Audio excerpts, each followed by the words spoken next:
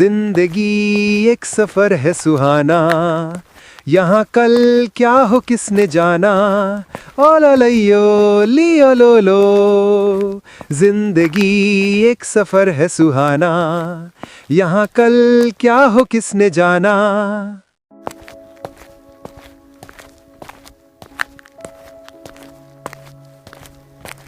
अरे क्या बकवास लाइन है। कोई मुझसे पूछे कि जिंदगी का सफर कैसा होता है। जिधर भी जाता हूं खाली हाथ के अलावा कुछ भी नहीं लगता है। खुद का पेट पालने के लिए कितनी मेहनत करनी पड़ती है, कोई मुझसे जाने।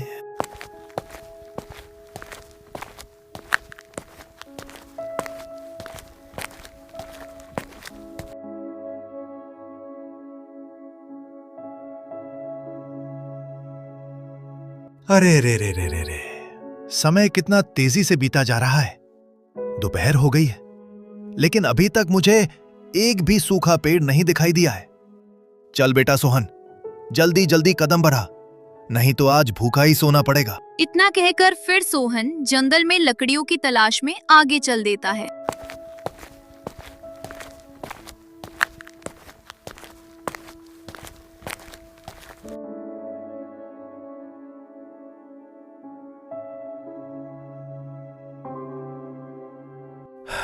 हाँ, अब ठीक है। कम से कम कुछ लकड़ियों का तो इंतजाम हुआ। कम से कम इन्हें बेचकर आज का काम तो चल ही जाएगा। और फिर सोहन उन लकड़ियों को उठाकर बाजार की ओर चल देता है।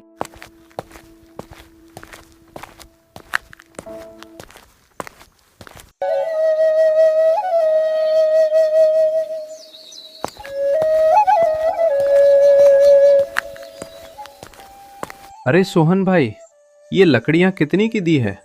ज्यादा नहीं, बस 70 रुपए का ये पूरा गट्ठर है। और देखो कितनी बढ़िया और सूखी हुई लकड़ी है। लेकिन फिर भी कुछ ज्यादा दाम नहीं बता रहे हो तुम इतनी सी लकड़ियों का। देखो भाई, मैं तो तुम्हें इसके 55 रुपए ही दूंगा। अगर देना हो तो बताओ, नहीं तो मैं किसी और दुकान से ले लूंगा। अरे नहीं नहीं, ठीक है, तुम मुझे 57 रुपए दे दो, और मुझे ज्यादा नहीं चाहिए। काफी देर की बहस के बाद फिर सोहन उन लकड़ियों को 57 रुपए में बेच देता है। ठीक है, ये लो। और हाँ, अच्छे से देख लेना, पैसे पूरे हैं। और फिर ग्राहक वहां से चला जाता है।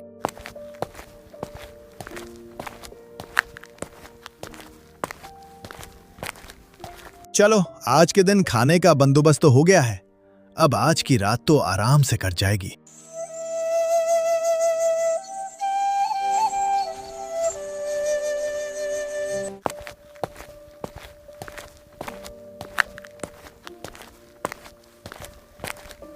अरे ओ नालायक सोहन, कहां मर गया है? बाहर निकल। आज तो मैं अपने पैसे वापस लेकर ही यहां से जाऊंगा, और अगर नहीं दिए तो तेरी टांगे तोड़ दूंगा।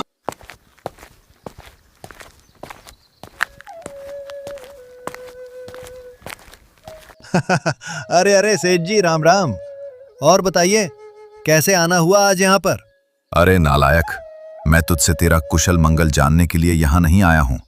बस तू मुझे ये बता कि मेरे 4750 रुपए कब लौटा रहा है। अरे सेठ जी, मैं आपके पैसे जल्दी वापस कर दूंगा। आखिर भागा थोड़े ना जा रहा हूं। आप भी ना बहुत ही ज्यादा परेशान होते हो इन सब बातों को लेकर। देख सोहन, मैं मजाक के मूड में नहीं हूं। तू मुझे ये बता कि कब वापस कर रहा है मेरे पैसे, नहीं तो आज मारते मारते तेरा कचूमर निकाल लूंगा यहीं पर। सेठ जी, बस मुझे कुछ दिन का और समय दे दीजिए। जल्दी ही मैं आपके पैसे वापस करने की कोशिश करूंगा। बस कुछ महीनों का समय और दे दीजिए। कुछ महीनों का नहीं, लेकिन तू कह रहा है तो चल दिया तुझे 10 दिन का समय और हाँ, याद रखना, अगर 10 दिन के अंदर तूने मुझे मेरे पैसे वापस नहीं किए तो याद रखना, मैं तेरा ये जो गधा है उसे तुझसे छीन लूंगा, और तेरी पिटाई जो होगी वो अलग। इतना बोल गुस्से से सेठ वहां से अपने घर की ओर चला जाता है।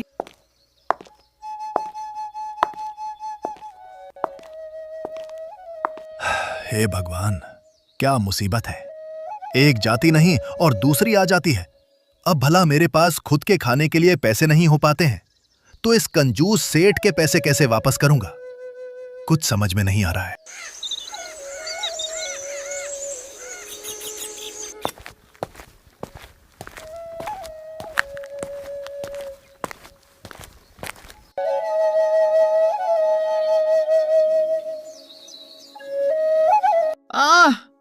हे मानव, कृपया मुझे ना काटो। मैंने तुम्हारा क्या बिगाड़ा है? अरे, ये आवाज कहां से आई? मैं तो केवल इस पद को ही काट रहा हूं और यहां पर दूर दूर तक कोई भी नहीं है। तो ये दर्द भरी आवाज किसकी है? सोहन जंगल में इस दर्द भरी आवाज को सुनकर एक बार के लिए ठहर जाता है और इधर उधर देखने लगता है। मैं वही पेड़ हूं जिसे तुम काट रहे हो। दया करो मुझ पर, मुझे ना काटो। अरे, ये पेड़ कैसे बोल सकता है? ये सच नहीं हो सकता है। क्या मैं कोई सपना तो नहीं देख रहा हूं? नहीं सोहन, तुम कोई सपना नहीं देख रहे हो। मेरा नाम कालचक्र है। मैं इस वन में कई सदियों से हूं, लेकिन कभी किसी ने भी मुझे आज तक कोई नुकसान नहीं पहुंचाया था। तुम ही इकलौते ऐसे हो जिसने मुझे काटने की कोशिश की है। अगर मैं तुम्हें नहीं काटूंगा तो मैं अपना पेट नहीं भर पाऊंगा। मैं तो एक लकड़हारा हूं।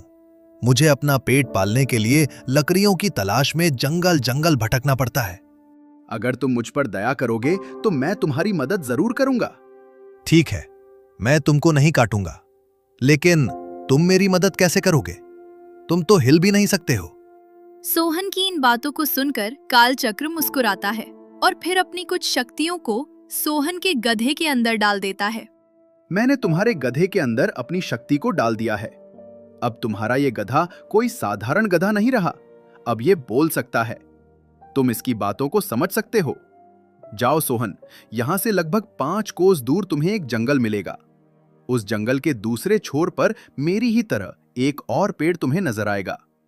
वो मेरा बड़ा भाई है, जिनका नाम रत्नमणि है। लेकिन मैं उनके पास जाकर क्या करूंगा? सोहन, तुम बिल्कुल भी चिंता न करो। मेरे बड़े भाई के अंदर एक बहुत ही विशाल और रहस्यमयी जादुई दुनिया है, जहां पर बहुत ही सारा खजाना और रत्न का भंडार है। अगर तुम उनके अंदर जा सके तो तुम्हारी गरीबी पूरी तरह से मिट जाएगी। लेकिन वो मुझे अपने अंदर क्यों जाने देंगे? उसकी तुम चिंता मत करो, क्योंकि मैंने तुम्हारी गधे को जो भी शक्तियां दी हैं, उनकी सहायता से वो अब संसार के सभी जादुई जीवों और मनुष्यों की भाषा समझ और बोल सकेगा। सोहन, अब जल्दी से तुम उस जंगल की ओर जाओ। समय भी बीता जा रहा है।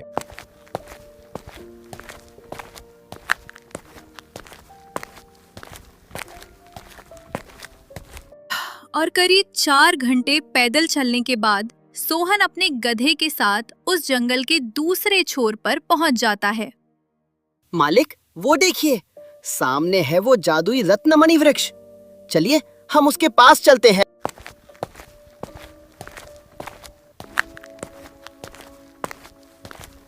हे रत्नमणि वृक्ष, मुझे तुम्हारे भाई कालचक्र ने यहाँ भेजा है। मुझे तुम्हारी मदद की जरूरत है। मेरी मदद करो रत्नमणि। गधे की बातों को सुनकर फिर रत्नमणि बोला, क्या तुम्हें मेरे छोटे भाई कालचक्र ने यहाँ पर भेजा है? कैसा है वो? वो बहुत ही अच्छे हैं। उन्होंने मुझे यहाँ पर भेजा है कि आप हमें अपने अंदर की जादुई दुनिया में जाने देंगे, जिससे हम अपने लिए कुछ धन की व्यवस्था कर सकें। क्या तुम मेरे अंदर की जादुई दुनिया में जाना चाहते हो? लेकिन मैं तुम्हें वहां नहीं जाने दे सकता हूं, क्योंकि वहां पर कदम कदम पर मौत बसती है। मेरी बात मानो। कहो, तुम्हें और क्या चाहिए? मैं तुम्हें वो हर चीज अपनी शक्तियों से लाकर दे दूंगा, लेकिन तुम्हें मेरे अंदर जाने की जिद को त्यागना होगा। नहीं, मुझे और कुछ भी नहीं चाहिए। आप मुझे और मेरे मालिक को अपने अंदर जाने की अनुमति दे दीजिए।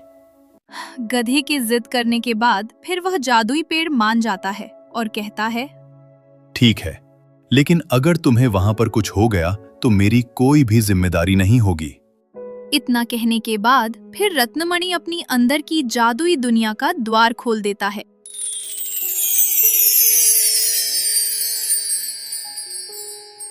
अरे वाह वाह वाह वाह, कितनी शानदार दुनिया है ये तो। देखो, हर तरफ कितनी हरियाली है।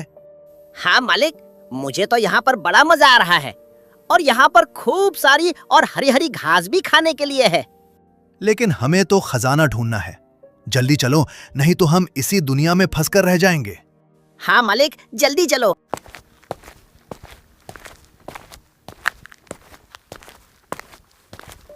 अरे ये क्या, इस पेड़ के अंदर से ये चमक क्यों निकल रही है?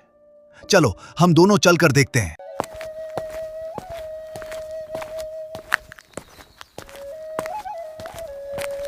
अरे ये तो खजाना है। क्या खजाना? अरे वाह वाह वाह वाह! चलो अब जल्दी से इस खजाने को लेकर यहां से चलते हैं। फिर दोनों जल्दी से उस खजाने को लेकर उस जादुई पेड़ से बाहर आ जाते हैं। हे रत्नमणि, तुम्हारा हमारी मदद करने के लिए तुम्हारा बहुत बहुत धन्यवाद। ये तो मेरा सौभाग्य है कि मैं किसी की मदद कर पाया। लेकिन हाँ सोहन, मेरी एक बात याद रखना, तुम्हें मिले हुए खजाने का कभी भी दुरुपयोग नहीं करना है। अगर कोई बेसहारा तुम्हारी चौखट पर आए तो उसे कभी खाली हाथ मत भेजना। अगर तुमने जो कुछ भी खजाना मेरे अंदर से प्राप्त किया है, सब हमेशा के लिए तुमसे छीन लिया जाएगा। जी ठीक है, मैं इस बात का हमेशा ध्यान रखूंगा। इतना कहकर फिर सोहन अपने गधे के साथ अपने घर वापस लौट जाता है। अब वो बहुत ही खुश था। उसे अब किसी भी चीज की समस्या नहीं रह गई थी।